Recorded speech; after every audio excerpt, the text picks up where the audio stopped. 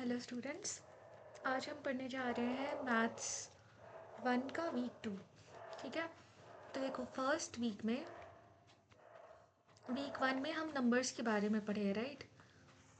हम नंबर्स के बारे में पढ़े हैं, ठीक है, कि कितने डिफरेंट टाइप्स के नंबर्स होते हैं, फिर नंबर पे operations and all of that, right.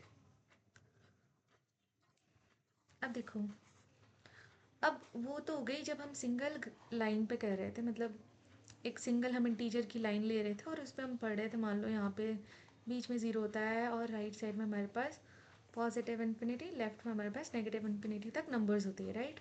But अब जब यही हमारे पास नंबर एक हॉरिजॉन्टल और एक वर्टिकल हो जाता है, ठीक है, मान लो ये नंबर लाइन जब हमारी एक हॉरिजॉन्टल और एक वर्टिकल हो जाती है तो ये बन जाता है हमारे पास ग्राफ, ठीक है। ये क्या हो जाती है हमारी ग्राफ। अब जब भी हम ग्राफ की बात करते हैं तो ये तो सबको पता है कि हमारे पास दो कोऑर्डिनेट्स होते हैं ना, एक एक्स कोऑर्डिनेट और एक वाई कोऑर्डिनेट। एक्स कोऑर्डिनेट हो गया जो हम एक्स एक्सिस का पॉइंट होता है, Y coordinate means Y axis पे उस पॉइंट पे हमें जाना होता है। चलो ये तो फर्दर मैं आगे समझाऊंगी। तो इस चैप्टर में मेनली हम स्ट्रेट लाइन पढ़ेंगे, ठीक है। स्ट्रेट लाइन के बारे में ये पूरा वीक 2 जो है हमारा कवर्ड किया गया है और लास्ट में हमारे पास एसएससी पढ़ना है, ठीक है। तो फर्स्ट है हमारे पास कि what is a straight line. एक स्ट्रेट लाइन होता क्या है। अ straight line is just the shortest path between 2 points. अब देखो ये जो मैं कोऑर्डिनेट की बात कर रही हूँ, ठीक है, आपने देखो ये ग्राफ बनाया और यहाँ पे आपने एक पॉइंट दे दिया 2,3 और एक पॉइंट दे दिया यहाँ पे 3,5, ठीक है। अब ये तो मेरे मान लो ये दो पॉइंट्स आए, ठीक है। तो मैथमेटिशियंस ने सोचा कि ठीक है हम पॉइंट्स तो प्लॉट कर रहे हैं बट क्या हम इनको जोड़ के एक लाइन बना पा रहे हैं। तो हाँ, हम यहाँ से इमेजिनरी एक लाइन बना सकते हैं, राइट। और ये जो हमने लाइन बनाई है इस लाइन का डिस्टेंस हमें निकालना है, तो वहाँ से हमारे पास ये स्ट्रेट लाइन का कॉन्सेप्ट आया। तो मेन यूज़ ये होता है स्ट्रेट लाइन में कि हमारे पास जो ये स्ट्रेट लाइन आया है उसकी आप डिस्टेंस निकाल लो। अब इसमें भी काफ़ी सारे पार्ट्स हैं, सब पार्ट्स हैं कि आप सेक्शन फॉर्मूला यूज़ करो, फिर अलग अलग इक्वेशंस क्या होते हैं स्ट्रेट लाइन के, एंड ऑल ऑफ दिस। तो यही सब हम इस चैप्टर में पढ़ने वाले हैं, इस वीक में पढ़ने वाले हैं, ठीक है। तो देखो, तो स्ट्रेट लाइन क्या होगी, the shortest path between 2 points. यहाँ पे भी हमारे पास 2 पॉइंट्स थे और इनके बीच का जो सबसे शॉर्टेस्ट पाथ है वो हो गया हमारे पास straight line. Like if you go from your house to shop in a perfectly straight direction, that path is a straight line, no curves, no bending and no zigzag। अब straight line हमारे लिए coordinate geometry में मैंने ये graph के through समझा दिया आपको। हमारे पास जो हॉरिजॉन्टल लाइन होती है ये होती है हमारे पास एक्स एक्सिस और जो वर्टिकल लाइन होती है ये होती है हमारे पास Y axis. And any straight line on this graph follows a simple formula. चलो वो सिंपल फार्मूला हम अभी आगे फर्दर पढ़ेंगे, ठीक है। अब देखो, क्योंकि यहाँ पे ग्राफ आया है तो कोऑर्डिनेट सिस्टम की बात होगी, राइट। तो वैसे तो ये बहुत बेसिक है बट फिर भी क्योंकि सिलेबस में है गिवन तो हमें ये चीज़ें कवर करनी है, ठीक है। 4 क्वाड्रेंट्स होते हैं ग्राफ के। ये होता है फर्स्ट क्वाड्रेंट, क्वाड्रेंट 1 भी लिख सकते हैं, ये हो गया सेकंड क्वाड्रेंट, थर्ड क्वाड्रेंट और ये हो गया फोर्थ क्वाड्रेंट, ठीक है। अब चलो नंबर लाइन ड्रॉ करते हैं। यहाँ पे देखो बीच में हमारे पास ज़ीरो होता है, राइट साइड में हमारे पास पॉजिटिव नंबर्स होती हैं, है ना, 5 6 7 8 9 से लेके डॉट डॉट। ऊपर में भी हमारे पास पॉजिटिव नंबर्स होती हैं, नीचे हमारे पास होता है नेगेटिव नंबर।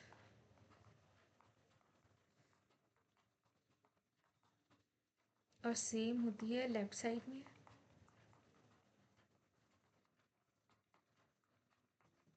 तो देखो, अब हर एक क्वाड्रेंट की अपनी अपनी साइन की नोटेशन होती है, ठीक है।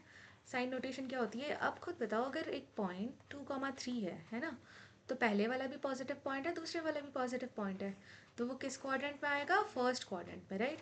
क्योंकि +2 का एक्स एक्सिस है ना, ये एक्स कोऑर्डिनेट है फर्स्ट वाला, तो +2 का एक्स एक्सिस कहाँ आता है हमारे यहाँ, क्वाड्रेंट 1 में आता है, एंड सेम वाई एक्सिस भी हमारे क्वाड्रेंट 1 में आता है। तो क्वाड्रेंट 1 हो गए। यहाँ पे देखो नंबर लाइन भी अगर हम देख रहे हैं तो ये देखो हमारे पास एक्स एक्सिस पॉजिटिव होती है, वाई एक्सिस पॉजिटिव होती है, तो ये हो गया प्लस प्लस। अब लेफ्ट साइड पे अगर आ रहे हैं तो देखो एक्स एक्सिस पहले लिखते हैं हम, तो यहाँ पे आ गया माइनस का साइन और वाई एक्सिस प्लस। ठीक है, सेम क्वाड्रेंट 3 की बात करें तो एक्स एक्सिस माइनस और वाई एक्सिस माइनस। और फोर्थ क्वाड्रेंट की अगर बात करें हम तो एक्स एक्सिस हमारे पास पॉजिटिव है और वाई एक्सिस क्या हमारे पास नेगेटिव है। ठीक है, वैसे पॉइंट्स भी होते हैं। अब मान लें यहाँ पे -2, 3 ले लो, तो वो हम क्वाड्रेंट 2 पे पुट करेंगे एंड ऐसे ही हम अलग अलग पॉइंट्स पुट करते हैं। ठीक है, तो ये हो गई हमारी क्वाड्रेंट की बात। ये तो बहुत ही बेसिक सी चीज़ है।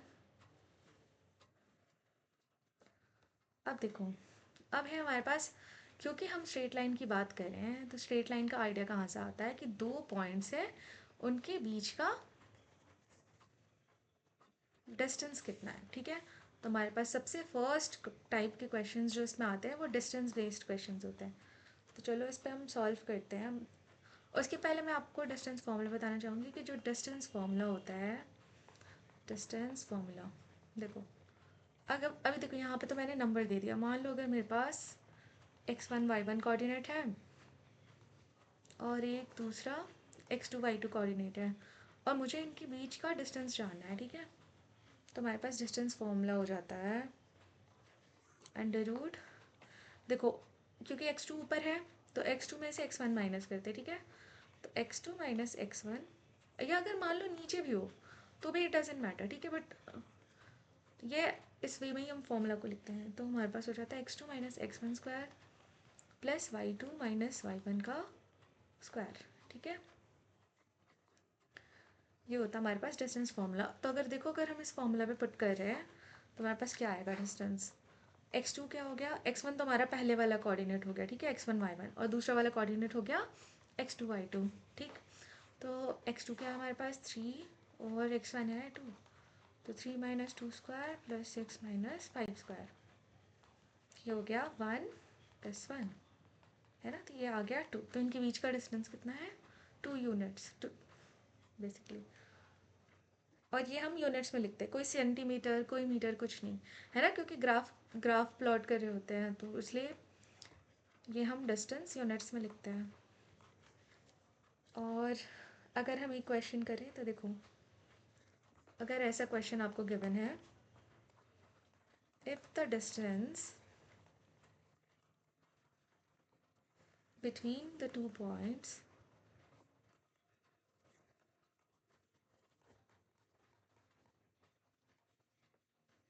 क्या है -3, y and 1, 4 is 5 units, then find the possible values of y।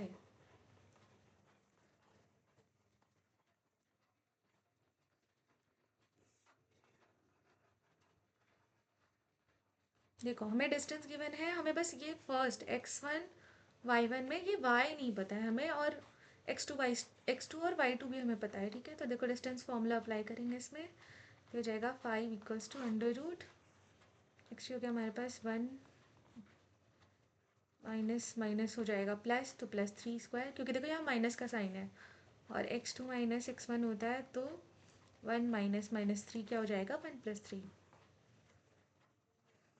का स्क्वायर प्लस, और हमारे पास y2 माइनस y1 यानी 4 माइनस वाई का स्क्वायर, तो ये हो जाएगा 5। अब देखो ये अंडर रूट है ना, तो इसका स्क्वायर कर देना है।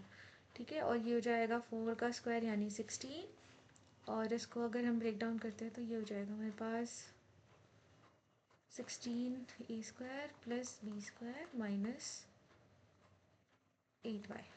ठीक है, 12, तो ये हो जाएगा 25 माइनस, और ये 16 और 16 ऐड अप हो जाएंगे तो 32 equals to y² minus 8y। ठीक है, तो ये आ जाएगा हमारे पास। चलो अगर हम इसको ब्रेक डाउन ना करें, इसको ऐसे ही रहने देते, ठीक है, 4 माइनस y² को, ताकि हम अपनी कैलकुलेशन सिंप्लीफाई कर पाएँ। और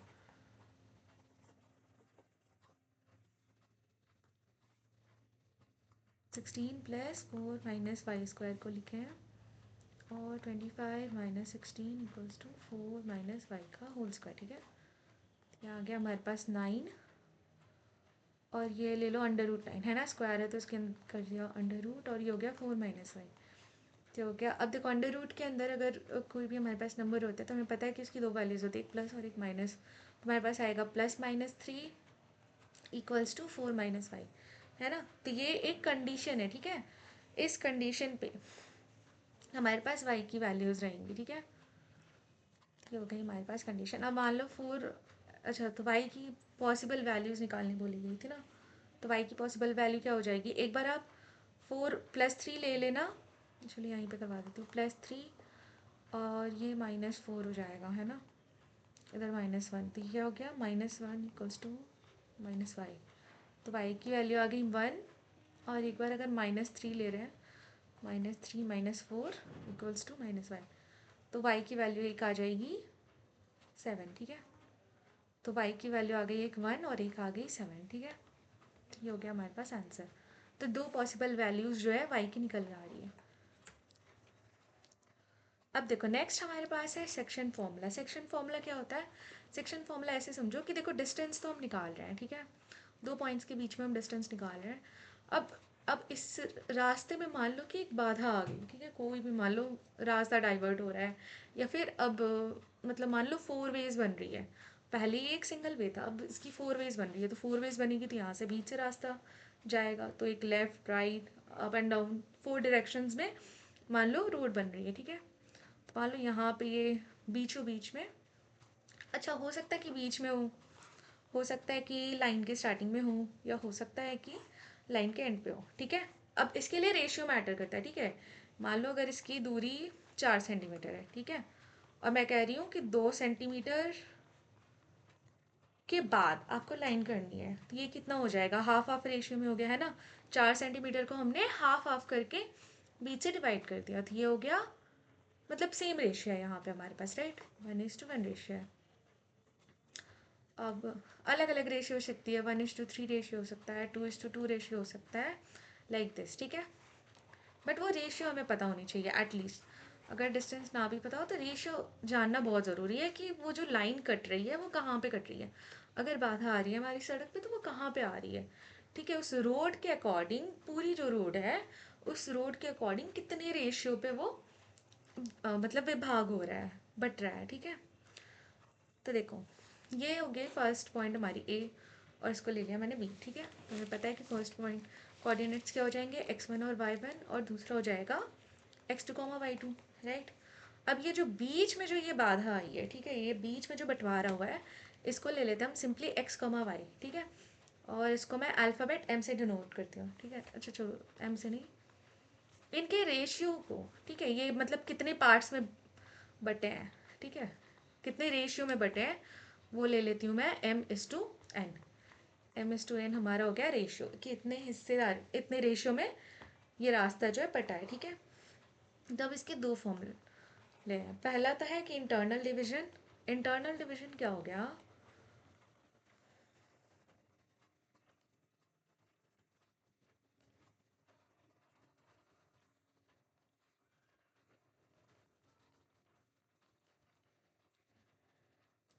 इंटरनल डिवीजन हो गया कि x की हमारे पास फॉर्मूला हो गई। देखो अब मैं इसका शॉर्टकट बता रही हूँ कैसे करना है, समझो। यहाँ पे m:n रेशियो होता है, यानी यहाँ पे m ले लो, यहाँ पे n ले लो, ठीक है। तो ना क्रॉस मल्टीप्लाई कर दो आप, तो m क्रॉस मल्टीप्लाई हो जाएगा b वाले से, और n क्रॉस मल्टीप्लाई हो जाएगा x1 वाले से, ठीक है, मतलब a के पॉइंट्स से। तो m हो जाएगा x2 के साथ मल्टीप्लाई, और n हो जाएगा x1 के साथ मल्टीप्लाई, फाइन, बाय m+n। ये हो गया एक्स पॉइंट, यहाँ का जो बीच का जो एक्स पॉइंट है ना, इस एक्स पॉइंट को निकालने के लिए। और अगर हमें वाई पॉइंट निकालना है, ये वाला पॉइंट, तो आप यही जो यहाँ पे कोऑर्डिनेट्स थे इनको आप चेंज कर दो। अब एम वाई के लिए क्या आएगा, y2, तो m(y2) प्लस n(y1) बाय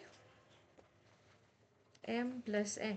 ये आ गया हमारे पास y कोऑर्डिनेट के लिए। और ये तो थी इंटरनल डिवीजन, ठीक है, यानी कि ये जो सड़क है हमारी, इस सड़क के बीच में अगर विभाग किया गया है, मतलब पार्ट किया गया है, तो हम ये इंटरनल डिवीजन वाला फॉर्मूला करेंगे। अब एक्सटर्नल डिवीजन क्या हो गया कि आपके पॉइंट्स जो है, 2 पॉइंट्स, ठीक है, मैं मान लो यहाँ पे आपके 2 पॉइंट्स है, ठीक है, ए और बी, और इसके बाद ये लाइन और एक्सटेंड किया, ओके फाइन, ये सड़क और एक्सटेंड किया और वहाँ पे जाके अगर विभाग हो रहा है तो वो हो जाएगी एक्सटर्नल डिवीजन, ठीक है।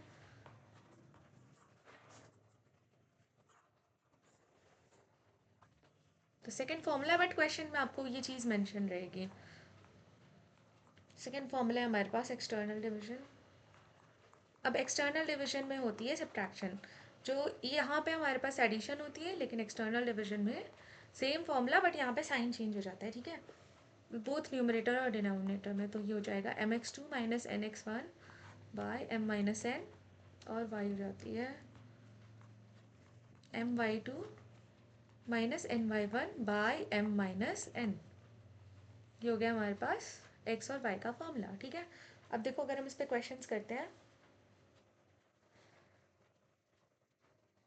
और ये हमेशा आपको मेंशन रहेगा कि जो डिवीजन हो रही है वो इंटरनली हो रही है या एक्सटर्नली होती है, वो क्वेश्चन में आपको हमेशा मेंशन रहेगी। देखो फर्स्ट क्वेश्चन में है हमारे पास कि find the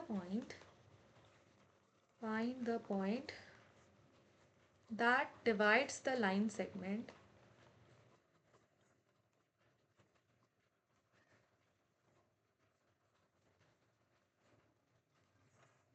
P2,5 and Q8,8 internally in the ratio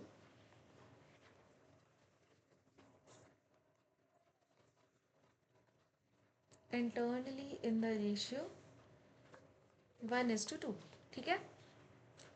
हमें 2 पॉइंट्स दे दिए गए हैं और देखो ये मेंशन कर दिया ना कि इंटरनल डिवीजन हो रही है ना, तो यहाँ पे बोल दिया कि हमें 2 पॉइंट्स गिवन है, ओके फाइन, हम ड्रॉ कर लेंगे पॉइंट P2,5 और पॉइंट Q8,8, ठीक है। और ये इंटरनली डिवाइड कर रही हैं किस रेशियो में, 1:2, यानी m हमारा, अगर आप m:n रेशियो ले रहे हो तो m क्या हो गया 1 और n हो गया 2, तो यहाँ पे लिख लो 1, यहाँ पे लिख लो 2, ठीक है। अब देखो उसका फॉर्मूला अगर हम पुट करें, इंटरनली हमें निकालनी है x और y की वैल्यू। अच्छा, इस पॉइंट को निकालना है जिसपे ये डिवाइड हो रहा है ना, find the point that divides this line segment, so we have to find x and y। x का फॉर्मूला क्या हो जाएगा हमारे पास, mx1 नो mx2 plus nx1 by m+1, and y हो जाएगा my2 plus ny1 by m+n। यह आ जाएगी mx2 यानी 1 × 8 प्लस यहाँ पे फर्स्ट वन क्या है 2 बाय m+n यानी 3, 1 + 2 क्या हो गया 3, और ये हो जाएगा my2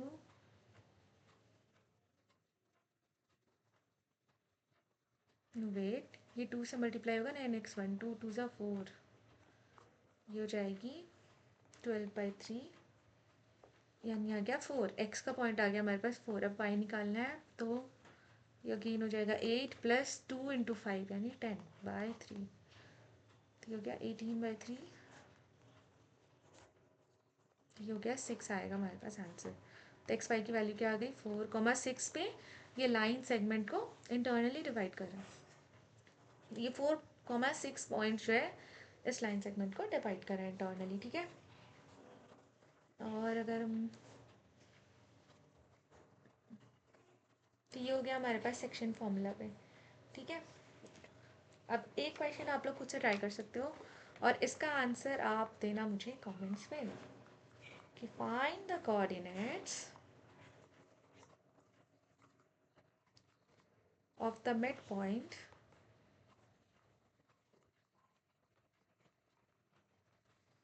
ऑफ पॉइंट्स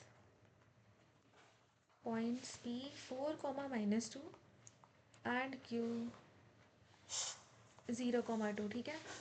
ये कोऑर्डिनेट्स हमें निकालने हैं। अब देखो मिड पॉइंट बोला है, ठीक है, यानी मिड पॉइंट मतलब कि एकदम इक्वल लेंथ में दोनों साइड पे डिवाइड कर देना, ठीक है। तो जब भी मिड पॉइंट की बात आती है ना, तो आप रेशियो, देखो क्वेश्चन में गिवन नहीं है बट आपको रेशियो ले लेना है 1:1, ठीक है, क्योंकि मिड पॉइंट की बात हुई है, right.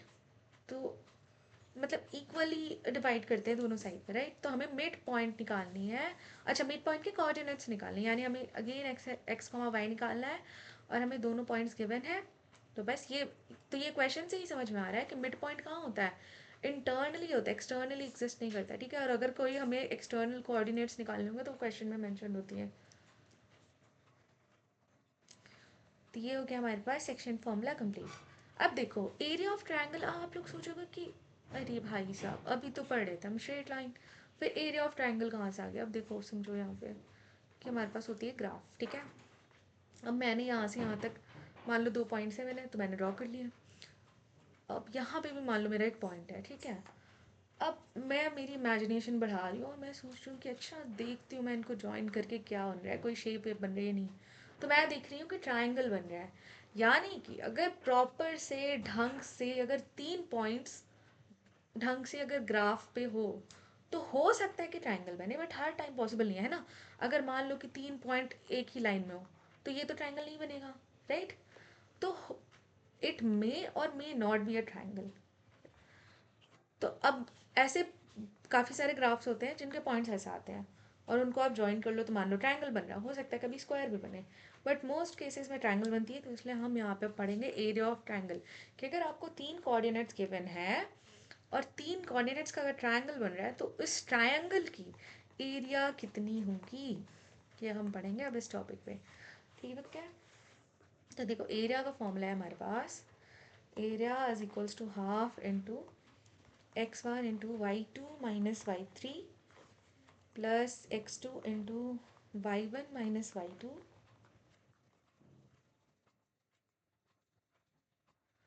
Plus x3 into y3 minus y1, ठीक है।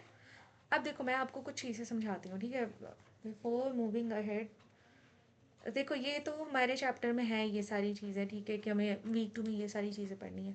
2 चीज़ें आपको बहुत अच्छे से ध्यान में रखनी है। मैं यहाँ पे जितने भी क्वेश्चंस करवा रही हूँ वो सारे आप मेरे साथ साथ जब मैं करवा रही हूँ तो आप भी करते जाओ, ठीक है। ऐसा नहीं कि आप देख रहे हो और फिर मतलब उसको कर रहे हो, वीडियो को पॉज किया करो और खुद से एक बार सॉल्व किया करो, क्योंकि देखो फिर एंड में तो सोल्यूशन गिवन नहीं है, मतलब मैं तो सॉल्व कर चुकी हूँ, तो फिर आप मैच भी कर पाओगे कि हाँ आपको वो चीज़ आई है या नहीं आई है। पहली बात तो गई ये।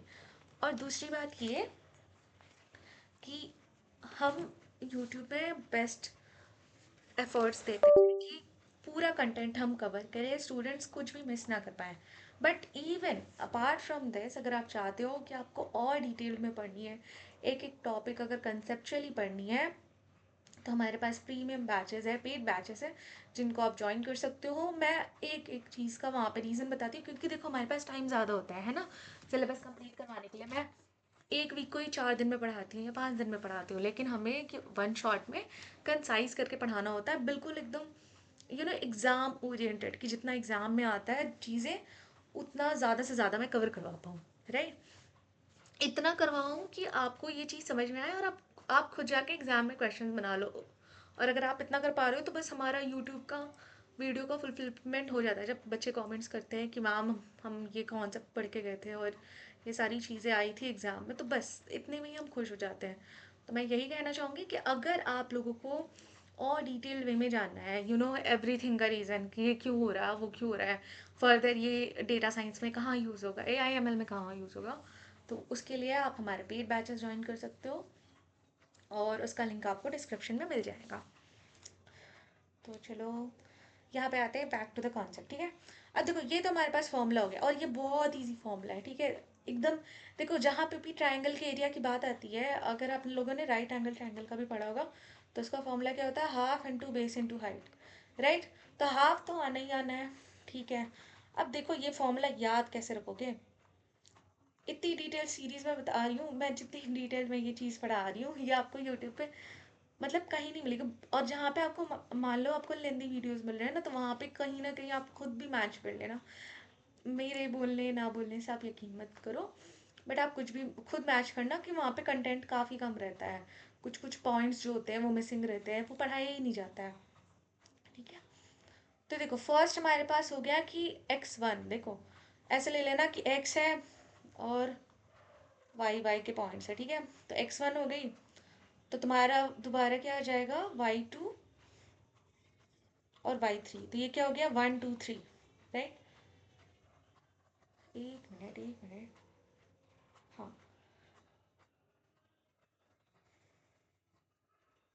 क्योंकि x1 y2 माइनस y3, बीच में हमारे पास आ गया x2 y1 minus y2 plus x3 y3 minus y1। नहीं नहीं नहीं नहीं नहीं, यहाँ पे फॉर्मूला में थोड़ी सी गलती होती है, ये होती है हमारे पास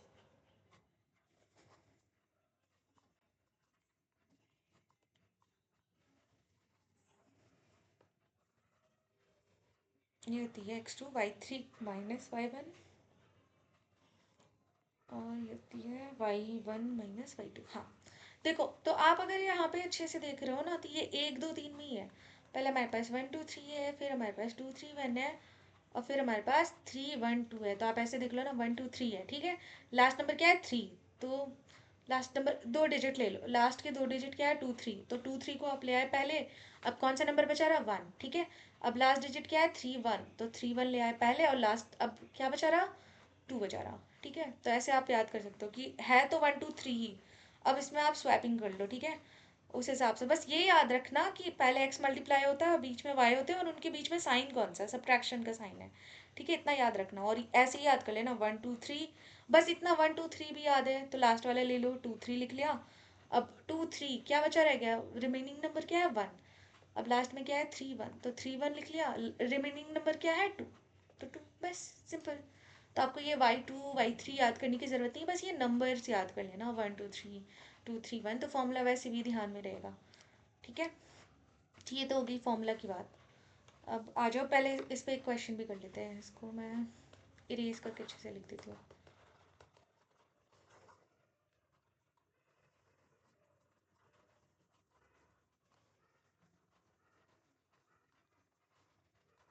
और अगर मान लो आप लोगों को किसी भी टॉपिक पे अगर कोई डाउट होता है, apart from what I teach you all, अगर आपको किसी भी टॉपिक में डाउट है या किसी क्वेश्चन में डाउट है, तो आप कमेंट्स में वो चीज़ पूछ सकते हो।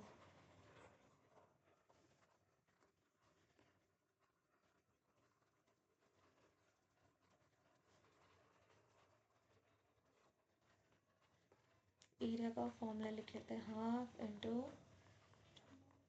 x1। देखो अब मैं लिख लेती हूँ 1 2 3 2 3 1 और 3 1 2, ठीक है। तो x1 y2 minus y3 plus x2 हाँ y3 माइनस y1, 2 हो गया 3 1, और प्लस x3 और y1 माइनस y2। देख रहे हो, ये 2 3 और यहाँ पे 3 1 और यहाँ पे 1। तो हाँ, मैंने सही फॉर्मूला लिखा है, राइट। क्योंकि हमारे पास एरिया का फॉर्मूला, मान लो कि क्वेश्चन है, आपको पॉइंट्स दे देंगे यहाँ पे, कुछ नहीं ज़्यादा मुश्किल क्वेश्चन आएगा, एकदम इजी सा क्वेश्चन आएगा कि आपको x1 के पॉइंट्स दे देंगे कि 0 10 है, कोऑर्डिनेट्स दे देंगे, और आपको बेसिकली क्या पूछा जाएगा कि एरिया ऑफ ट्राइंगल निकालो। -20 -20 -30 है।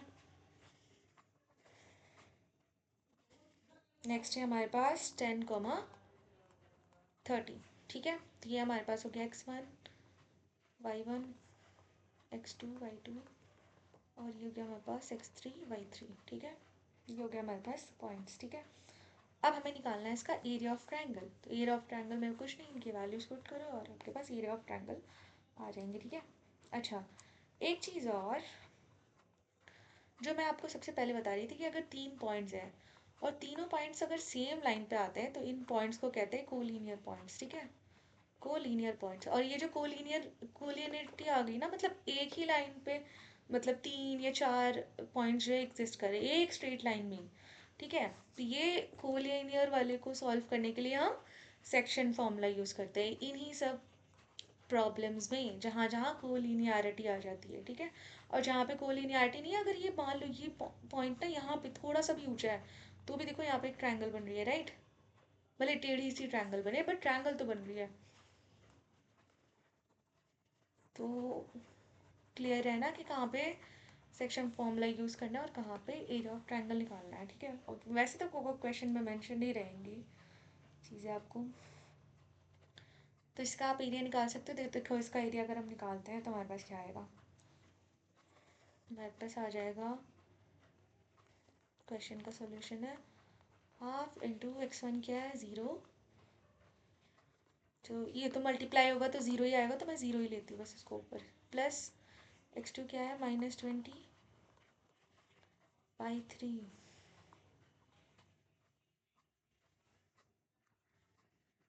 30 -10 प्लस x3 क्या है मेरे पास, 10 × y1 10 और y2 है -30, तो माइनस माइनस प्लस 30 हो गया। ठीक है, तो देखो ये हो जाएगा 1/2 × 0 और ये आ जाएगी हमारे पास -400, है ना, क्योंकि 20 हो जाएगा, 20 मल्टीप्लाई हो गया तो -400 और ये आ जाएगा +400। तो ये तो बन गया ज़ीरो, तो ये ज़ीरो से मल्टीप्लाई हो गया, तो ओवरऑल आ गया हमारे पास एरिया ज़ीरो। अच्छा, एरिया ज़ीरो आ गया, यानी क्या हुआ कि ये पॉइंट्स कोलिनियर है, देयरफॉर द कोऑर्डिनेट्स, या फिर आप द पॉइंट्स लिख लो, the points here are collinear, क्योंकि एरिया नहीं आई है ना, तो एरिया नहीं आ रही है, यानी क्या हो गया कि वो लाइन जो है वो स्ट्रेट लाइन में है, तो पॉइंट्स हियर आर कोलिनियर। और अगर एरिया की कोई वैल्यू आती तो हम कहते हैं कि हाँ ट्रायंगल फॉर्म हुआ है ना। तो ये हो गया हमारे पास एरिया ऑफ ट्रायंगल। अब देखो, अब तो हम पढ़ लिए कि डिस्टेंस फॉर्मूला क्या होता है, सेक्शन फॉर्मूला और एरिया ऑफ ट्रायंगल। ठीक है, स्ट्रेट लाइन किन किन चीज़ों को किन किन चीज़ों में यूज़ होता है वो सारी चीज़ें हम नहीं सीख ले। अब हमारे पास equation of straight line, equation of straight line कुछ नहीं है, एक ही नाम है बस, मतलब अलग अलग तरीके से बोल रहे हैं। जैसे कि हमारा नाम होता है ना, किसी का नाम अगर प्रिया है, ठीक है, तो उसके पेरेंट्स प्रिया बुलाते हैं, लेकिन हो सकता है कि उसका घर पे एक निकनेम भी हो, अ, और एक हो सकता है कि ग्रैंड फादर और ग्रैंड मदर्स एक निकनेम देती हैं प्यार से बुलाने के लिए, या फिर और स्कूल में हो सकते हैं कि उनके फ्रेंड्स एक नाम से बुलाएं, और हो सकता है कि कोई सोशल सर्कल है वहाँ पे उनको अलग नाम से बुलाया जाए, है ना। तो इंसान तो एक ही है, मगर उनके कितने सारे नाम है ना। बट इसका मतलब ये थोड़ी कि अलग अलग नाम है तो वो इंसान भी अलग हो गया, इंसान तो एक ही है ना। जैसे एक डॉग ही, अगर हम किसी डॉगी को रखते हैं अपने घर पे, किसी भी पेट को रखते हैं, तो सब अलग अलग नाम से बुलाते हैं, बहुत मतलब ऐसा नहीं होता ना कि सब एक ही नाम से बुला रहे। हो सकता है ऑब्वियसली बुलाते हैं, बट सबकी अपनी अपनी चॉइसेस होती हैं। तो अगर मान लो अलग नाम से भी बुला रहे हैं, लेकिन पेट तो वो एक ही है ना, भले अलग अलग नामों से बुलाया जाए।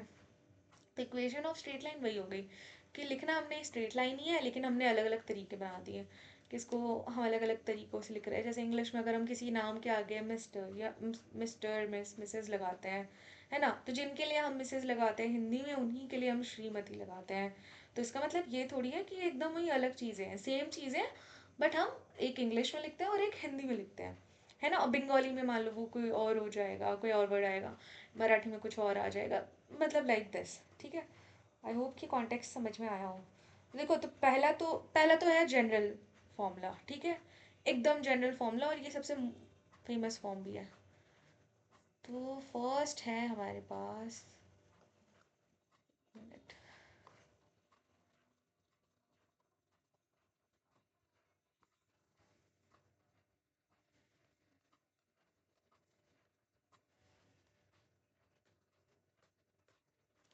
फर्स्ट फॉर्म जो है हमारे पास वो है y = mx + c।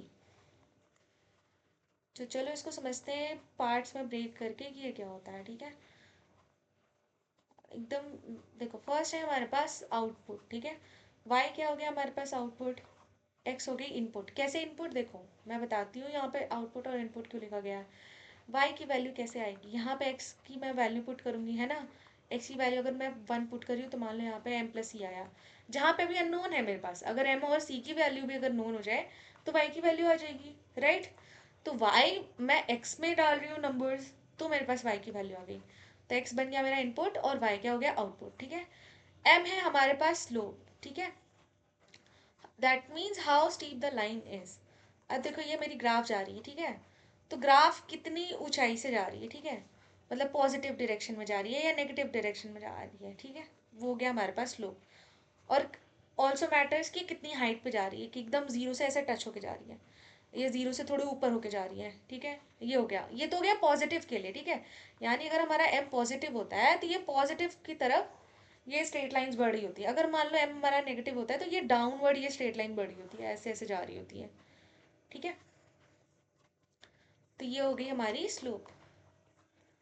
Next we have is C. C क्या हो गया कि वो पॉइंट जहाँ पे हमारा वाई एक्सिस कट होता है, ठीक है। तो जैसे मान लो हमारा वाई एक्सिस क्या है, ये है ऑब्वियसली, मतलब वाई एक्सिस तुम्हारा एक ही है, ठीक है। तो अगर डाउनवर्ड पे जा रही है स्ट्रेट, यानी अगर स्लोप नेगेटिव है तो यहाँ से कट करके जाएगी, ठीक है। और अगर स्लोप पॉजिटिव है, इफ हमारा जो एम है, एम की वैल्यू पॉजिटिव है, तो पॉजिटिव वाले वाई एक्सिस को कट करके जाती है। तो ये जो पॉइंट हो गया जहाँ पे हमारा लाइन जो है वो वाई एक्सिस को कट करता है, वो हो गया हमारे पास पॉइंट सी या कांस्टेंट सिंपली, ठीक है। तो ये हो गया मोस्ट जनरल फॉर्मूला, मतलब ये देखो ये ज़्यादातर यही फॉर्मूला स्ट्रेट लाइन के इक्वेशन में यूज़ होता है, ठीक है। ऐसा नहीं है कि बाकी जो फॉर्म्स है वो ज़्यादा फेमस नहीं है या पॉपुलर नहीं है, बट ये सबसे ज़्यादा यूज़ होता है। बस इसी रीज़न से हम इसको मतलब ये ज़्यादा फेमस है, क्योंकि ये छोटा सा भी फॉर्मूला है, इजी टू रिमेंबर है। अब देखो ये तो हमें समझ में आ गया। अच्छा, और एक चीज़ यहाँ पे स्लोप का फॉर्मूला, स्लोप हम कैसे निकालते हैं, तो स्लोप हम निकालते हैं, एम हो जाता है हमारे पास y2 minus y1 bye x2 minus x1। जैसे हम डिफ्रेंसिएशन को पढ़ते हैं ना कि change in x with respect to y, तो मतलब x में कितना चेंज हो रहा है y के रिस्पेक्ट में, तो स्लोप हमारे लिए वही हो गया कि y जो है हमारा वो x के रिस्पेक्ट में कितनी जल्दी बढ़ रहा है और कैसे बढ़ रहा है, मतलब अपवर्ड डायरेक्शन में बढ़ रहा है, डाउनवर्ड डायरेक्शन में बढ़ रहा है, वो हो जाता है हमारा स्लोप, ठीक है। और इसको आप इक्वल्स टू लिखते हो टैन थीटा, जब हमारे पास एंगल गिवन हो तो हम ये वाली चीज़ यूज़ करते हैं, नहीं तो हम सिंपली इसी फॉर्म से निकाल लेते हैं, ठीक है। ये हो गया हमारे पास slope of a straight line. अच्छा, ये जो सी होता है, सी को हम वाई इंटरसेप्ट भी कहते हैं, क्योंकि ये वाई को कट करके जाती है, तो उसको हम वाई इंटरसेप्ट भी कहते हैं। ये हो गया। अब देखो अगर मैं क्वेश्चन पूछ रही हूँ यहाँ पे साइड में कि आपको एक स्लोप ऑफ द लाइन निकालनी है, स्लोप ऑफ अ लाइन निकालनी है जो कि ओरिजिन से पास हो रहा है, ओरिजिन यानी 0 0 और पॉइंट -3,5 से पास हो रहा है, ठीक है। और आपको स्लोप निकालनी है, तो स्लोप कैसे निकाल लोगे, सिंपली जो भी मैं फॉर्मूला दिखाई, तो देखो यहाँ पे पॉइंट्स गिवन है, कोई एंगल गिवन नहीं है, तो हम यहाँ tan थीटा यूज़ नहीं करेंगे, हम यहाँ यूज़ करेंगे सिंपल जो हमारा x2 y2 वाला फॉर्मूला था, -3,5। तो हमारे पास स्लोप आ जाएगा y2 माइनस y1 यानी 5 माइनस 0 x2 माइनस x1। तो ये आ गया हमारे पास -5/3। अब देखो ये नेगेटिव में आया, ठीक है, -5/3 यानी कि इसका स्लोप किस साइड जाएगा, डाउनवर्ड के डायरेक्शन पे जाएगा, ठीक है। मतलब देखो डाउनवर्ड तो जाता ही है, ठीक है, एक हो जाती है हमारे पास लेफ्ट डायरेक्शन में और एक हो जाती है राइट डायरेक्शन में, ऐसे समझ लो। ये हो जाती है अगर m पॉजिटिव है, और m अगर नेगेटिव होती है, m अगर नेगेटिव होती है तो इस डायरेक्शन में चला जाएगा। ये हो गया हमारे पास स्लोप का concept clear. Next we have parallel and perpendicular lines. What if, अब देखो ये तो एक सिंगल स्ट्रेट लाइन के लिए ठीक है, लेकिन मान लो कि मैं दो स्ट्रेट लाइन को पास करवा रही हूँ, ठीक है, दो इक्वेशन है मेरे पास, अगर दो स्ट्रेट लाइन पैरेलली पास करते हैं तो हम इनमें क्या प्रॉपर्टीज यूज कर सकते हैं, और अगर मान लो कि दो स्ट्रेट लाइन आपस में जाके आगे चल के किसी एक पॉइंट पे इंटरसेक्ट कर रहे हैं और फिर मिल ही नहीं रहे हैं, ठीक है, ऐसे मान लो, या तो इंटरसेक्ट भी नहीं, ऐसे समझ लो कि दो अलग अलग डायरेक्शन से आ रहे हैं और एक दूसरे पे परपेंडिकुलर बन जा रहा है, ठीक है। तो इन दो केसेस में हम कौन कौन सी प्रॉपर्टीज पढ़ सकते हैं, और इनमें क्वेश्चंस भी होते हैं, ठीक है। ये मतलब बहुत इजी चैप्टर है स्ट्रेट लाइन, तो आपको बस सिंपल फॉर्मूला यूज करनी है, क्वेश्चन भी इजी आते हैं इसके। फर्स्ट है कि अगर m1 m2 के इक्वल है, m1 m2 यहाँ पे हो गया दोनों लाइन के स्लोप के लिए, अगर दोनों लाइन का जो स्लोप है वो अगर हमारे पास इक्वल है, then they are parallel to each other, they are parallel to each other. पता है इसके क्वेश्चन कैसे आएंगे, आपको दो स्ट्रेट लाइन दे दिया जाएगा और आपको बोला जाएगा उसका स्लोप निकालना है, आपने स्लोप निकालना है, स्लोप निकाल के चेक करना है इक्वल है, अगर इक्वल है तो फिर ठीक है, हम कह देंगे कि they are parallel to each other. अगर इक्वल नहीं है तो आप परपेंडिकुलर चेक करोगे, परपेंडिकुलर होंगे तो आप उस पर टिक कर दोगे, बस इतनी सी चीज़ होती है, इतना सिंपल होता है ये।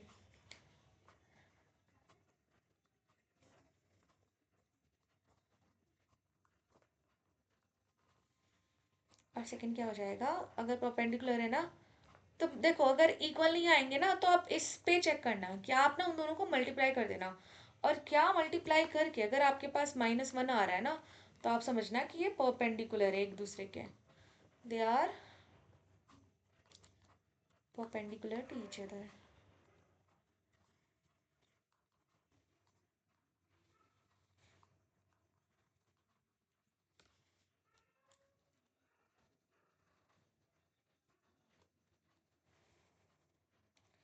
किसी भी इक्वेशन में किसी भी स्ट्रेट लाइन की इक्वेशन को बनाने के लिए दो चीज़ों की ज़रूरत होती है। पहले तो होती है पासिंग पॉइंट की ज़रूरत, और दूसरी होती है हमें स्लोप की ज़रूरत। पासिंग पॉइंट हो गया जो हमारा सी वाई इंटरसेप्ट है, और दूसरा हो गया स्लोप। ठीक है, तो हम आराम से अपनी इक्वेशन जो है बना सकते हैं। चलो जैसे मान लो कि अगर मैं कह रही हूँ कि एक लाइन जो है इस पर्टिकुलर कोऑर्डिनेट से पास कर रही है 2,3 से, और कह रही हूँ मैं कि इसकी जो स्लोप है वो 3 है, यानी m की वैल्यू क्या हो गई, 3 हो गई। अब हमने बनानी है equation of a line, find equation of a line. तो कुछ नहीं करना है, जो आपका स्लोप का फॉर्मूला मैं सिखाई हूँ उस फॉर्मूले पे आना है, और आपको वैल्यूज पुट कर लेनी है। ठीक है, देखो एक चीज़ मैं यहाँ पे समझाती हूँ।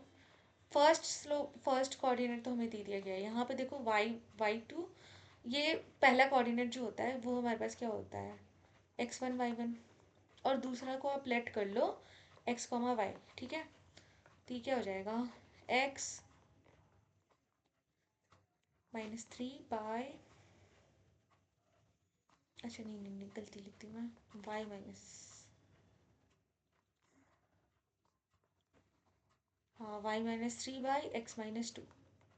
ठीक है, और m तो यहाँ पे गिवन ही था, तो 3 × x-2 इक्वल्स टू y-3। ये हो गया हमारे पास लीनियर इक्वेशन। अब बस इसको मल्टीप्लाई करके कर दो तो वो हो जाएगी हमारी लीनियर इक्वेशन बन गई। ठीक है, equation of a straight line, कुछ भी बोल दो। तो इस वे में हम एक लाइन की इक्वेशन निकालना सीख सकते हैं। ठीक है, ये कॉन्सेप्ट भी हो गया हमारे पास क्लियर। अच्छा, अब जो सी पॉइंट होता है, ये सी पॉइंट कैसे निकालेंगे, यानी कि हमारा एक्स इंटरसेप्ट या वाई इंटरसेप्ट। ठीक है, अब सी देखो, कभी एक्स इंटरसेप्ट होती है, कभी वाई इंटरसेप्ट होती है, डिपेंड करती है कि हमारे पास स्लोप क्या है। ठीक है, तो देखो अगर आपको एक्स इंटरसेप्ट निकालनी है, चलिए यहाँ पे लिखवा देती हूँ, for finding X intercept make Y is equals to 0, and for finding Y intercept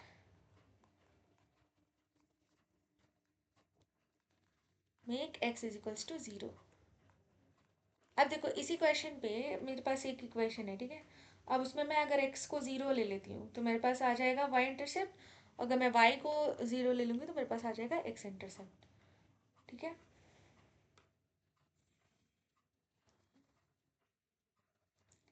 चलो अब मैं आप लोग को एक एग्जांपल दे रही हूँ कि अगर मान लो एक क्वेश्चन है आपके पास, 3y इक्वल्स टू 2x+6। इस क्वेश्चन का आप x इंटरसेप्ट और y इंटरसेप्ट निकाल के बताओ। ये आप लोग सॉल्व करो, तब तक मैं आती हूँ पानी पी के।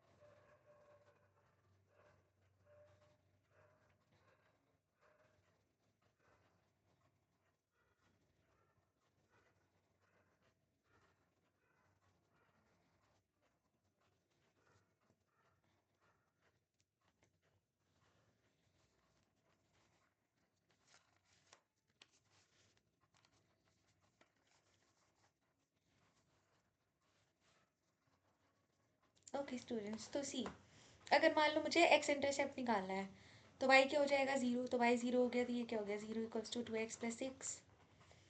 तो x की वैल्यू आ जाएगी, 6 को लेफ्ट साइड में लिखेंगे तो हो गया -6/2।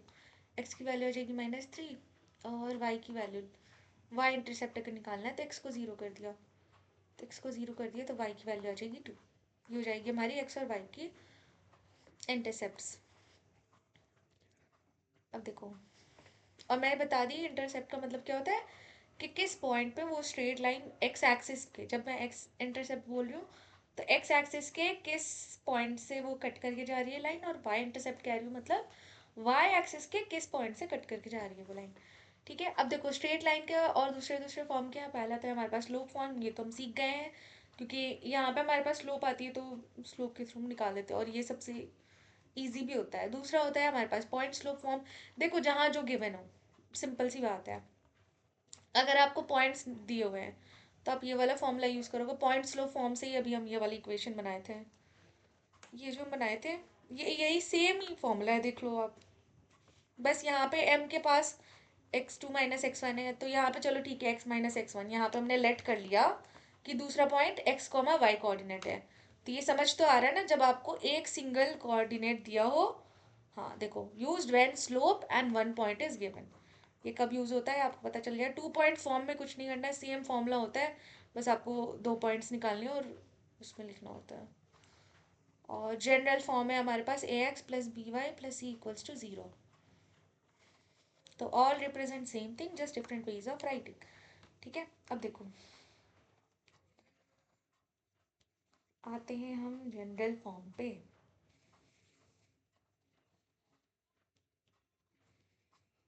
अच्छा, जनरल फॉर्म के बाद हमारे पास एक एक और फॉर्म भी है जिसका वो नंबर कौन सा होगा, 5। फिफ्थ पॉइंट है हमारे पास intercept form. Intercept form, intercept form of a equation. तो देखो इंटरसेप्ट फॉर्म हो गया हमारे पास x/a plus y/b equals to 1। ठीक है, तो a हो गया हमारे पास x intercept. Okay, give me a second guys.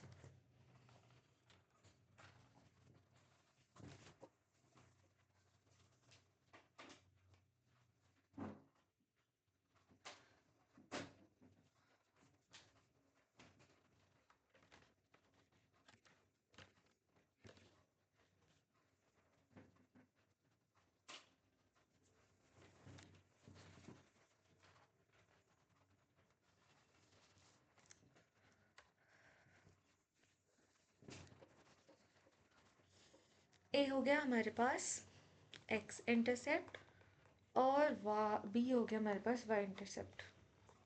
ठीक है, यानी आपको समझ में आ रहा है ना, जब आपको इंटरसेप्ट गिवन हो तो आप ये वाला फॉर्म यूज़ करोगे, जब जो गिवन हो उसके अकॉर्डिंग आप फॉर्म यूज़ करोगे। ठीक है, जैसे देखो मैं बताती हूँ, अगर आपकी फ्रेंड है, आपकी बेस्ट फ्रेंड है, ठीक है, उसका नाम है मान लो उसका नाम है हरीश। हाँ, ये बहुत अच्छा एग्जाम्पल है। मान लो उसका नाम है हरीश, ठीक है, और आप उसको बुलाते हो हैरी। हम्म, या आपने उसको निकनेम दे रखा है हैरी। लेकिन मान लो कि आप दोनों की जॉब सेम जगह पे लग गई। अब सेम जगह पे लग गई, लेकिन आप ऑफिस में थोड़ी उसको हैरी बुला सकते हो, अगर अपने बॉस के सामने उसको थोड़ी ना बोल सकते हो हैरी कम हियर, है ना। आप उसको उसके नाम से ही बुलाओगे, क्योंकि एक तमीज़ भी तो मेंटेन करनी होती है।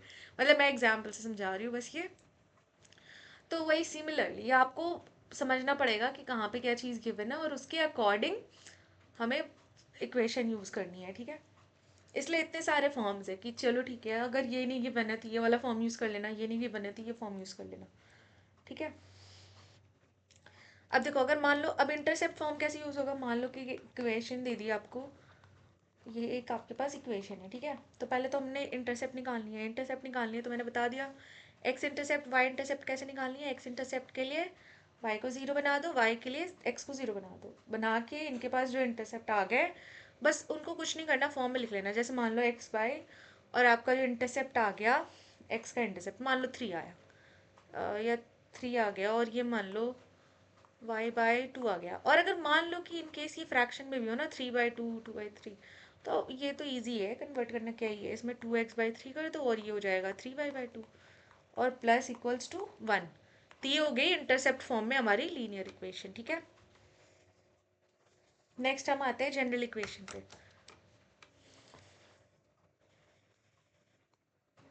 General equation of a line. देखो जनरल इक्वेशन में क्या है हमारे पास, A X plus B Y plus C is equals to 0। तो क्वेश्चन हो जाएगा, देखो अगर हमें जनरल फॉर्म में कन्वर्ट करनी है, ठीक है, और चलो अगेन ये वाला एग्जांपल लेते हैं कि 6y equals to 2x plus 20 लिख लेते हैं। ठीक है, ये हमारे पास फॉर्म है और इसको मुझे जनरल फॉर्म में कन्वर्ट करना है। ठीक है, ये जनरल इक्वेशन ऑफ लाइन में कन्वर्ट करना है। तो सबसे पहले क्या है, ए एक्स। तो देखो ए एक्स मतलब एक्स, एक्स के साथ एक कोफिशिएंट कहाँ है हमारे पास, ये रहा, तो 2x लिख लेंगे पहले। अब उसके बाद क्या आना चाहिए, बी वाई। तो देखो 6y हमारे पास लेफ्ट साइड में है तो हम उसको राइट राइट बोला लेंगे, तो ये हो जाएगा -6y और प्लस 20 रहेगी हमारे पास as it is, equal to दे देंगे हम साइन का 0। ठीक है, तो ये हो गई हमारी जनरल इक्वेशन ऑफ लाइन। बस ये इतना सी करना हो, कुछ नहीं करना है। ठीक है, तो ये तो हो गया। अब हमारे पास है, ये हमने अलग अलग इक्वेशंस सीख लिए। तो देखो अभी तक हम क्या सीखे, अभी तक हम सीखे distance formula, section formula, area of a triangle और equations of a straight line, है ना, ये सारी चीज़ें हम सीख लिए हैं। अच्छा, ऑल्सो ये भी सीख लिया कि पैरेलल और परपेंडिकुलर कैसे निकालते हैं, पैरेलल एंड परपेंडिकुलर। उसका मैं एक क्वेश्चन भी आप लोग को करवा दूंगी, अभी करवा देती हूँ। देखो मैं दो इक्वेशन दे रही हूँ आपको,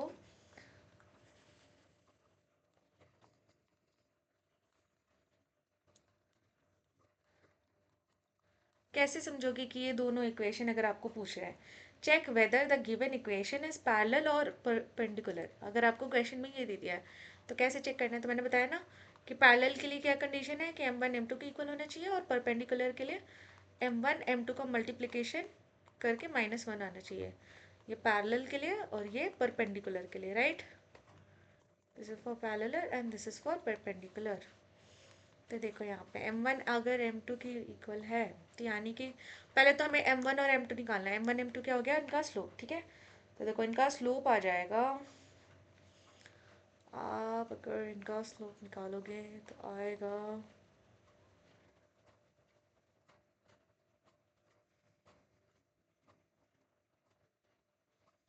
फर्स्ट वाले का स्लोप आएगा आपके पास 1/2 एंड सेकेंड वाले का भी स्लोप आ जाएगा आपके पास 1/2। तो 1/2 1/2 आ गया, यानी कि ये पैरेलल, ये वाली लाइंस कितनी क्या हो गई, पैरेलल।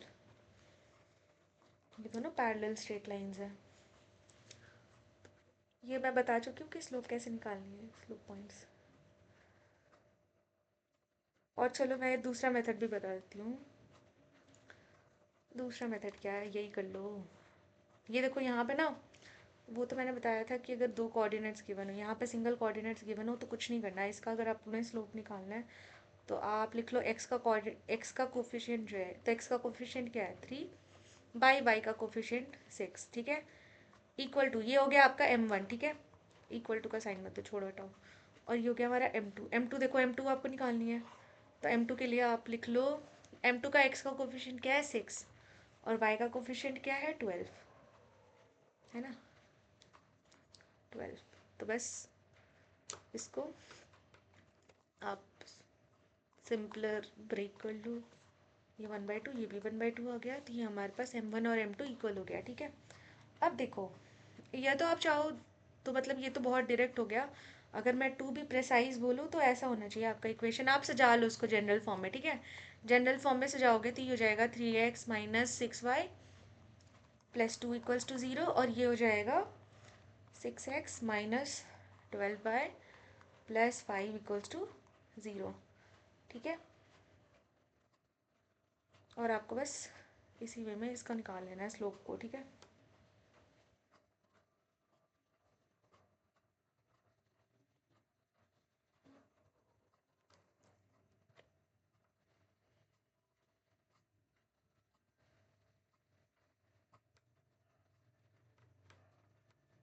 तो ये इससे हम निकाल सकते हैं कि कोई भी इक्वेशन जो है पैरेलल या परपेंडिकुलर है या नहीं। ठीक है, अब देखो, अब क्वेश्चन हमारे पास आ रहा है distance between a line and a point. अगर एक लाइन है, ठीक है, मान लो एक लाइन दे दी गई है और एक पॉइंट दे दी गई है। अब देखो यहाँ पे हम एरिया नहीं निकाल रहे, हम यहाँ पे ज्वाइन नहीं कर रहे पूरे पूरे। मैं कह रही हूँ कि इनके बीच का डिस्टेंस कितना है, मैं वो जानना चाह रही हूँ। ठीक है, अगर मैं इसको बाकी पॉइंट से जोड़ देती तो वो ट्रायंगल बन जाता, और फिर वहाँ पे हम क्या कर रहे होते हैं, एरिया ऑफ ट्रायंगल। लेकिन हम यहाँ पे निकाल रहे हैं distance, distance between a line and a point. तो सबसे पहली बात तो वो तो लाइन जो है ना, वो लाइन होनी चाहिए जनरल फॉर्म में।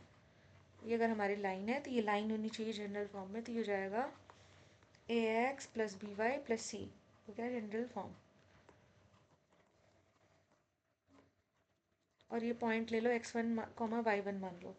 ठीक है, और इनके बीच का डिस्टेंस d निकालना है, तो d का फॉर्मूला हो जाएगा mod A X one plus B Y one plus C by under root A square plus B square. तो बस आपने कुछ नहीं करना है, इसमें सारी वैल्यूज पुट कर देनी है। ए एक्स वन, चलो ठीक है, इसको मैं कर ही देती हूँ। ए एक्स वन हो गया, यहाँ पे ए कोफिशिएंट को आप एक्स वन से मल्टीप्लाई करोगे, बी कोफिशिएंट को वाई वन से मल्टीप्लाई करोगे, और सी एज इट इज़ जो रहेगा क्वेश्चन में वो। तो अगर इसका हम क्वेश्चन करते हैं तो मान लो आपको कह रहा है कि find distance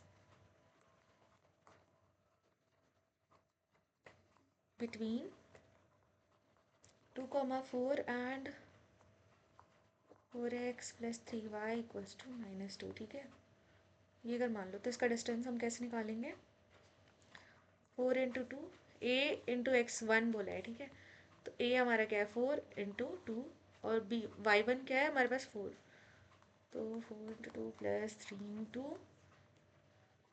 4 + 2 by under root 4² plus 3², तो ये आ जाएगा हमारे पास 22/5।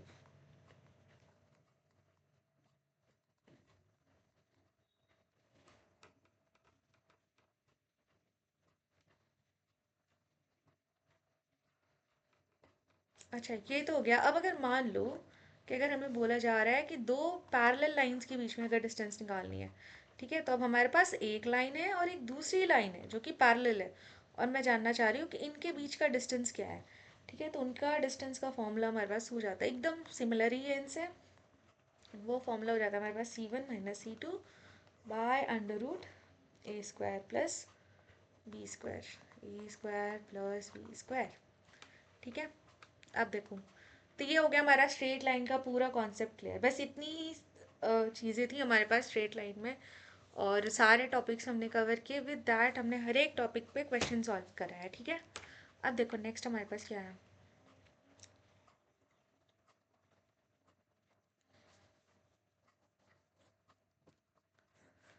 Next we have is sum of squared error, जिसको हम कहते हैं एसएससी। तो एसएससी का मतलब क्या होता है, जितने भी स्क्वायर्ड मिस्टेक्स होते हैं अब जो हमारा मॉडल बनाता है। अब देखो यहाँ पे मॉडल की बात कैसे आ गई, अब मैं आपको बताती हूँ कि स्ट्रेट लाइन का काम क्या होता है। स्ट्रेट लाइन, देखो ये एक ऐसी सी लाइन होती है, ठीक है, स्ट्रेट लाइन। अब हमारी कोर्स किस पे है, डेटा साइंस और एआई पे। ठीक है, यानी कि हम एआई मॉडल्स के बारे में सीखते हैं। ठीक है, और डेटा के बारे में तो ऑब्वियसली पूरी डिग्री डेटा के ऊपर है। ठीक है, तो आप समझो कि आपके पास बहुत बड़ी एक डेटा है। ठीक है, सरकार की कोई डेटा है, आपको इनकम जानना है, जीडीपी जानना है, कुछ भी जानना है। ठीक है, तो आप क्या करते हो, या फिर कुछ भी एक बहुत ही मतलब माइनर डिफरेंस के साथ बहुत बड़ी आबादी का, बहुत बड़ी पॉपुलेशन का डेटा है। ठीक है, बहुत बड़ी पॉपुलेशन मतलब मान लो 10,000 लोगों का डेटा है आपके पास, और आपको समहाउ एक मतलब चाहिए कि कुछ वैल्यूज आ जाए, मतलब 10,000 में से आप 10 वैल्यू को रिप्रेजेंट कर पाओ कि ये जो 10 वैल्यूज है इससे आप पूरे 10,000 के लोगों को रिप्रेजेंट कर पा रहे हो। ठीक है, वो चीज़ हो गई। तो ये तो बात हो गई कि डेटा में, ठीक है, कि आप फिट करने की कोशिश कर रहे हो, एक पैरामीटर ला रहे हो और इस पैरामीटर में फिट करने की कोशिश कर रहे हो, और फिर उस पर आप अपना फिर एआई मॉडल ट्रेन करते हो कि हाँ डेटा जो है। अब अगर मैं उस पर कुछ क्वेश्चन कर रही हूँ, ठीक है, अब देखो 10,000 डेटा मैं अपने मॉडल को रन करवाऊँ वो पॉसिबल नहीं है, तो मैं कुछ कुछ नंबर्स उसमें से चूज़ करती हूँ। ठीक है, कि मतलब एवरेज, जैसे मान लो बर्थडे पार्टी है, तो बर्थडे पार्टी में अगर आप 40 लोगों को इनवाइट करते हो तो 40 लोगों का ही खाना थोड़ी बनवाते हैं। हम लोग 50-60 का खाना बनवाते हैं ना, कि हम एक्स्ट्रा लेके चलते हैं, ताकि मतलब इन केस अगर ज़्यादा लोग आ जाए तो कोई ऐसा ना हो कि बिना खाए जाए, है ना। शादियों में भी वैसा होता है। तो ये चीज़ तो हम हमेशा एक्स्ट्रा काउंट करते हैं मान लो, लेकिन डेटा में हम चीज़ एक्स्ट्रा काउंट नहीं कर रहे होते हैं। हम मतलब स्किप कर रहे होती है एक चीज़ की। अगर हमने मान लो कि अपने पड़ोसी को, पहले पड़ोसी को बुलाया है, तो दूसरे को नहीं बुला के तीसरे को बुला रहे हैं, ठीक है। मतलब इससे मैं एक एक, अगर देखो मैं हर एक फैमिली को, अगर अपने एरिया में हर एक फैमिली को मैं बुला रही हूँ बर्थडे में, रादर देन दैट मैं क्या कर रही हूँ कि मैं एक फैमिली को बुला रही हूँ और सेकंड वाली घर को छोड़ के थर्ड वाली फैमिली को बुला रही हूँ, फिर फोर्थ वाले को छोड़ के फिफ्थ वाले को बुला रही हूँ, और मैं ऐसे करके ऑल्टरनेट करके बुला रही हूँ। और मैं कह, और फिर मान लो बाद में कोई मेरे से कहेगा कि आपने अपने बर्थडे पे किसको किसको बताया बुलाया, तो मैं कहूँगी अरे पूरे मोहल्ले में तो मैंने इन्विटेशन दिया है, बट उन्होंने मेरा पैटर्न तो नहीं समझा कि मैंने एक को बुलाया और एक को मैंने बुलाया ही नहीं है, राइट। लेकिन मैं उसको इनी हाउ रिप्रेजेंट कर रही हूँ। तो वो होती है हमारे पास कि हमारे पास मॉडल होता है और उसमें हम कुछ डेटा जो है फिट करने की कोशिश करते हैं कि इतने के अंदर ही हम फिट कर पाएँ, ताकि मतलब देखो जितना कम से कम मतलब कंसाइज हमारे पास करेक्ट करेक्ट डेटा हो, उतना ज़्यादा अच्छे से हमारा एआई मॉडल चल रहा होता है। तो straight line basically linear regression में यूज़ होता है। ये जो मैं जो भी अभी प्रोसेस समझाने की कोशिश की वो होती है लीनियर रिग्रेशन। और लीनियर रिग्रेशन सबसे पहला एमएल एल्गोरिदम होता है जो हम सीखते हैं एआई एमएल के कोर्स में, ठीक है। तो अगर ये चीज़ अभी देखो ये वैसे बहुत एडवांस टॉपिक है, अगर ये समझ में भी नहीं आया ना तो एकदम चिल रहो, कोई इशू वाली बात नहीं है। लीनियर रिग्रेशन अगर अभी समझ में नहीं आया, ये एग्ज़ाम अभी आपके मैथ्स 1 के एग्ज़ाम में ये आने वाला नहीं है, तो एकदम चिल रहना है, ठीक है। तो देखो जब आप डेटा की बात होती है तो बहुत सारे ना गलत हो जाते हैं, ठीक है। कभी कभी जैसे हम एक्स्ट्रा कम काउंट कर लेते हैं या फिर हम कम कर लेते हैं। अब अगर मान लो कि मैं शादी में बुला रही हूँ और मेरा हेड काउंट हुआ 400, और अगर मेरे लोग आ जा रहे 500, यानी क्या कि मैंने हेड काउंट कम किए होंगे, है ना। हो सकता है कि मेरी ही कैलकुलेशन में गलती हुई होगी, तो इसकी वजह से ज़्यादा लोग आ गए, खाने की कमी पड़ गई। तो ये मतलब बहुत कॉमन एरर है, ये तो मतलब हो गए कि पर्सनल लेवल एरर्स, राइट। और यही चीज़ अगर प्रोफेशनल में समझे, अगर हम डेटा में समझे, तो डेटा में भी ऐसे काफ़ी सारे जब हम मॉडल ट्रेन करते हैं तो एरर हो जाता है ना। जैसे चैट जीपीटी कभी भी बहुत सारे टाइम होता है जब वो गलत ही रिस्पॉन्स देता है, करेक्ट करेक्ट रिस्पॉन्स सारे नहीं देता है। कोई भी मॉडल उठा लो आप, तो वो करेक्ट करेक्ट रिस्पॉन्स नहीं देता, क्योंकि वो एग्जैक्ट फाइन मतलब हर एक डेटा पे रन नहीं कर रहे होते। वो वैसे ही मतलब एकदम कंसाइज फिटेड डेटा पे, ऐसे समझ लो कि आपका कपड़ा है ऐसा, ठीक है, इतना बड़ा सा आपका कपड़ा है, और आप रखते हो ना, आप इतना बड़ा सा कपड़ा तो अलमारी में ऐसे ही टांग के नहीं रख लोगे। आप क्या करते हो, उसको फोल्ड कर लेते हो, फोल्ड करके आप एकदम छोटा सा फोल्ड करके इतना सा कपड़ा बना लेते हो ताकि वो अलमारी में फिट हो जाए। यही सेम चीज़ हो गई मान लो। तो अब देखो, अब ये फोल्ड करने में हो सकता है कि अगर हल्का सा कपड़ा बाहर निकला है तो वो अच्छा नहीं लगेगा, आयरन की प्रेस खराब हो जाएगी। तो ये एरर्स तो मतलब होते ही होते हैं, तो इन्हीं एरर को सम करके हम निकालते हैं सम ऑफ स्क्वायर्ड एरर, ठीक है। अब क्यों हमें चाहिए होती है, when we draw a line like in linear regression. Linear regression ML algorithm है, अभी ध्यान देने की ज़रूरत नहीं है। बस मैं इसकी बिहाइंड द सीन समझाने की कोशिश करी थी कि ये काम कहाँ पे आता है, बस उसके लिए। लेकिन अभी आप इस पे ज़्यादा ध्यान ना भी दो तो चलेगा, मतलब ध्यान ना ही दो तो भी चलेगा। The line does not pass exactly through all the points, जो मैं बताई कि मैं हर एक को नहीं बुला रही हूँ अपने मोहल्ले में, मैं एक एक को चुन रही हूँ, या फिर मैं जो भी हो, एक फैमिली को चुनी, 2 घर छोड़ के मैं चौथी पांचवी फैमिली को बुला रही हूँ, है ना। तो मैं मेरा लाइन जो है, मेरा इनविटेशन जो है वो हर एक घर को नहीं जा रहा है ना, कुछ कुछ घर को जा रहा है जो कि मैं चूज कर रही हूँ। और अगर मान लो कि मैं भूल गई किसी एक की जगह इनविटेशन देना और मैं पूरे मोहल्ले को बुला ली, तो कितनी खराब लगेगी ना बेचारी को, उसको भी बुरा लगेगा, मुझे भी बुरा लगेगा, कह रही मैं उन्हें नहीं बुलाई, राइट। तो ये जो छोटी छोटी एरर हो जाती है, और फिर मान लो रियल लाइफ में तो दरार हो जाएंगी, है ना, बात नहीं हो पाएंगी, ये वो सारी चीज़ें। और डेटा में हमारे पास क्या हो जाएगा, डेटा में हमारे पास एरर दिखाएगा। तो यही कि सो देर इज सम एरर। तो एरर क्या होता है, जो हमारी एक्चुअल वैल्यू होती है और प्रेडिक्टेड वैल्यू, मतलब हम प्रेडिक्ट करते हैं, ठीक है। अब शादी में हमने एक्चुअली लोग आए 500 रुपये, 500 लोग आए और हमने प्रेडिक्ट करा था कि 400 लोग आएंगे, तो ये जो 100 लोग ज़्यादा आ गए वो हो गया हमारे पास एरर, ठीक है। अच्छा ये कम भी होता है, कभी कभी मान लो कि हमने ही ज़्यादा काउंट कर लिया कि 500 लोग आने वाले हैं, लेकिन आए सिर्फ 400 लोग, तो वो भी हमारे पास एक एरर ही हुआ है ना। तो इसके लिए हम निकालते हैं सम स्क्वायर्ड मीन, ठीक है।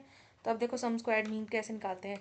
सबसे पहले तो आपको एक रिग्रेशन लाइन दे दी जाती है, ठीक है, जिस स्ट्रेट लाइन में हम डेटा फिट करने की कोशिश करते हैं वो लाइन गिवन होती है हमें। अब ये जो लाइन गिवन होती है तो देखो y equals to M X plus C, ये हमारे पास फॉर्मूला होता है। अगर आप इससे इसको डिकोड करने जाओगे तो ये 4 जो है वो क्या हो जाएगी हमारे पास स्लोप। तो x का जो कोफिशिएंट होता है वो यहाँ पे हो जाता है हमारा स्लोप। तो m हो गया हमारा 4 और c हो गया हमारे पास -1। ठीक है, ये दो इन्फॉर्मेशन तो हमें पता चल गई है। अब देखो हमने करना क्या है। जो सम स्क्वायर्ड एरर का फॉर्मूला होता है हमारे पास summation of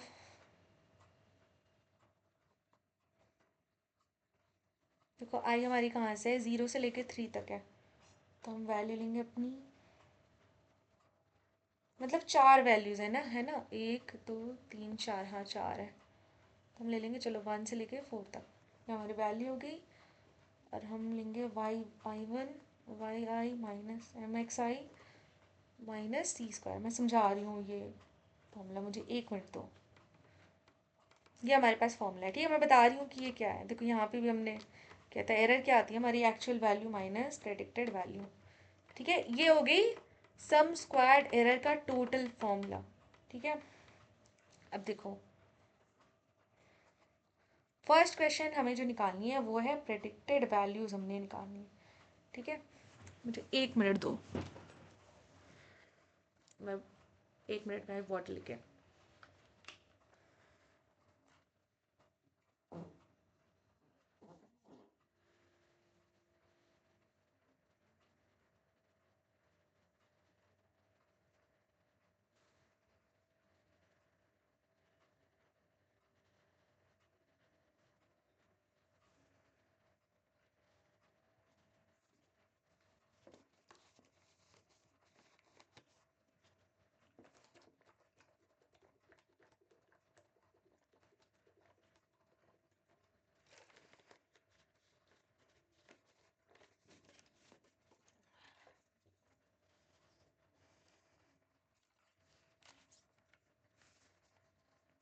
okay so hello everyone, I am back.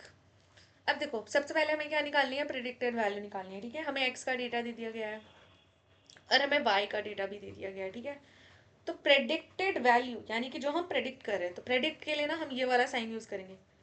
जो मेरे पास वाई है ये होगी सिंपल वाई, ठीक है, और इस पर मैं लगा दूंगी ऐसे क्या, तो इस पर निकालनी है हमें प्रेडिक्टेड वैल्यू।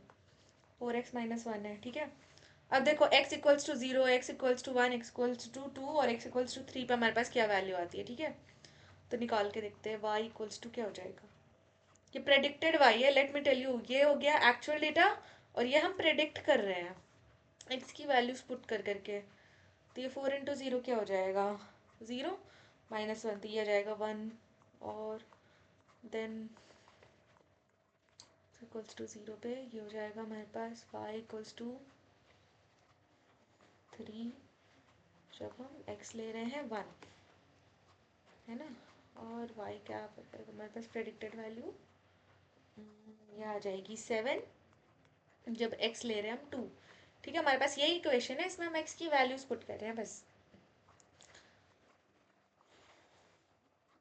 लास्ट आ गई 11 जब x ले रहे हैं 3। तो देखो ये तो हमारे पास ओरिजिनल डेटा गिवन है जो एक्चुअल वैल्यूज है, और ये हमने प्रेडिक्ट करी वैल्यूज। ठीक है, तो हमारी प्रेडिक्टेड वैल्यूज क्या क्या आ गई, क्वेश्चन में जो पूछा था वो आ गया हमारे पास -1 3 7 11, ये आ गई हमारे पास प्रेडिक्टेड वैल्यूज। ठीक है, अब सेकंड है रेसिडुअल्स। रेसिडुअल्स देखो ऐसे समझो कि जैसे खाना बच जाता है ना, अगर शादी में बुलाया 500 लोगों को और 400 लोग अगर आए तो खाना बच गया ना, तो ये क्या हो गए रेसिडुअल्स हो गए। यानी यही चीज़ कि अगर जो छोटी मोटी जो एक्स्ट्रा बच जाती है थोड़ी बहुत चीज़, वो हो गई हमारे पास रेसिडुअल्स। तो रेसिडुअल्स कैसे आएगी, रेसिडुअल्स हो गई कि एक्चुअल वैल्यू से हम प्रेडिक्टेड वैल्यू निकालेंगे तो रेसिडुअल आएगा। ठीक है, तो एक्चुअल में मेरे पास वैल्यू क्या है, एक्चुअल की आप y की वैल्यू निकाल लो, सिंपल सी बात है। ठीक है, एक्चुअल y वैल्यू अगर 0 है और x इक्वल्स टू 0 पे क्या है, ठीक है, x इज इक्वल्स टू 0 पे, x इक्वल्स टू 1 पे, x इक्वल्स टू 2 पे, x इक्वल्स टू 3 पे। एक्चुअल वैल्यू 0 है, 5 है, 7 है, 10 है, और आपकी प्रेडिक्ट होके कितनी आई है पहले आई है -1, तो माइनस ऑफ -1, -3, -7, -11, तो रेसिडुअल्स आ जाएगी 1, 2, 0 और -1। तो हमारे पास रेसिडुअल्स क्या क्या आ गई, 1, 2, 0, -1, ये आ गया हमारे पास रेसिडुअल्स। अब सम ऑफ स्क्वायर्ड एरर्स जो है ये कुछ भी नहीं है। चलो ये इसको हटा के मैं एकदम सिंपल वे में अगर इस फॉर्मूला को लिखूं, तो सम ऑफ स्क्वायर्ड एरर्स, इसी रेसिडुअल को आप स्क्वायर कर दो तो हो जाता है हमारे पास सम ऑफ स्क्वायर्ड एरर्स। तो ये जो हमारे पास रेसिडुअल्स बने बचे हैं, ठीक है, 1, 2, 0 और -1, इनका आप स्क्वायर कर दो, ठीक है। तो ये हो जाएंगे आपके पास 1 का स्क्वायर प्लस 2 का स्क्वायर प्लस 0 प्लस -1 का स्क्वायर। तो आपके पास आएगा ऐड होके 1 + 4 + 1, ये आ गया आपके पास 6। तो अब हमारे पास सम ऑफ स्क्वायर्ड एरर क्या आ गया, 6, ठीक है। तो ये हो गई हमारे पास आंसर। तो आई होप कि अच्छे से समझ में आ गया हो। प्रेडिक्टेड वैल्यू क्या हो गई, जो हमारी एक्स की वैल्यू थी, जो हमारे पास वाई की इक्वेशन गिवन थी, उस पर हमने एक्स की सारी वैल्यू निकाल के प्रेडिक्टेड वैल्यू निकाली। रेसिडुअल्स हो गया जो बच गया हमारी एक्चुअल वैल्यू से, हम जो प्रेडिक्ट कर रहे थे वैल्यू को उसको निकालेंगे तो हो गया हमारा residuals. And find SSE, sum of squared error क्या हो जाएगा हमारे पास, 6, ठीक है। 6 मतलब ये सम ऑफ स्क्वायर्ड एरर क्या आएगा, जो रेसिडुअल्स बचते हैं उसी का आप स्क्वायर करते हो, तो इसलिए नाम भी वैसा ही है, सम ऑफ स्क्वायर्ड एरर। आपने जो आपकी एरर है उसको आप स्क्वायर कर रहे हो और फिर उनका सबका साथ में सम कर रहे हो, यही चीज़ तो हमने की है। ये हमारा एरर है 1, 2, 0, -1, ये इतना इतना का बीच का डिफरेंस है, मान लो एरर है, और इन एरर को हम क्या कर रहे हैं, पहले स्क्वायर कर रहे हैं एंड देन सम कर रहे हैं, तो ये हो जाएगा हमारे पास सम ऑफ स्क्वायर्ड एरर। तो ये हो गया हमारे पास पूरा कंप्लीट एसएससी, ठीक है। और वो जो इसके पहले मैं फॉर्मूला लिख रही थी वो मैं इसलिए इसके वे में लिखी, स्ट्रेट लाइन के वे में, क्योंकि मुझे लगा कि ज़्यादा इजी टू अंडरस्टैंड है, बट चलो ठीक है, आप ऐसे समझ लो, ये जो मैं इसके पहले वाला फॉर्मूला लिखी वो समझ लो, एक ही चीज़ है। अच्छा देखो, कभी कभी क्या होता है, ये तो मैं एकदम ईजी प्रोसेस में बताई हूँ, ठीक है। हो सकता है कि किसी किसी बुक में अलग वे में समझाया जाता है, ठीक है। तो अलग वे में आपके पास ऐसा होगा कि आपको इक्वेशन दे देते हैं ये लोग और अलग अलग इक्वेशन बना देते हैं, मतलब आपकी ओरिजिनल इक्वेशन हो जाती है एक सर्टेन, और आपको ये जो मैंने यहाँ पे निकाले हैं ना प्रेडिक्टेड वैल्यूज, इस पे आप अलग अलग निकाल रहे हो, ठीक है। और मतलब बहुत ज़्यादा वो कॉम्प्लेक्स हो जाता है, तो मैं तो कहूँगी कि आप ये वाला मेथड ही फॉलो करो, क्योंकि ये ईजी होता है, क्योंकि आप एकदम स्पेस बना के सारी अलग अलग निकालते हो और फिर साथ में जोड़ते हो, ये ज़्यादा कन्वीनियंट है देन एक ही में पूरा खिचड़ी पका देने से अच्छा है, ठीक है। तो यस, हमारा स्ट्रेट लाइन हो गया कंप्लीट। अब आप इसके बाद जाके करो ग्रेडेड असाइनमेंट, ग्रेडेड असाइनमेंट करो, PYQs प्रैक्टिस करो, PYQs ना भी करो तो कम से कम ग्रेड असाइनमेंट करो, और अगर किसी क्वेश्चन में डाउट है या कोई भी डाउट हो तो आप लोग कमेंट्स में पूछ सकते हो, मैं आंसर कर दूंगी। और इन केस अगर कोई टॉपिक नहीं समझ में आया या मेरे से कोई गलती हो तो ये सजेशंस भी आप दे सकते हो कि मैम आप PDF में कराओ, या फिर मतलब इन एनी वे पॉसिबल, अगर आपको लगता है कि हाँ ये चीज़ भी लेक्चर में कवर होनी चाहिए तो आप बोल सकते हो मुझे कमेंट्स में, मैं ज़रूर उन सजेशंस पे काम करूँगी। सो या that's it for that day, bye bye.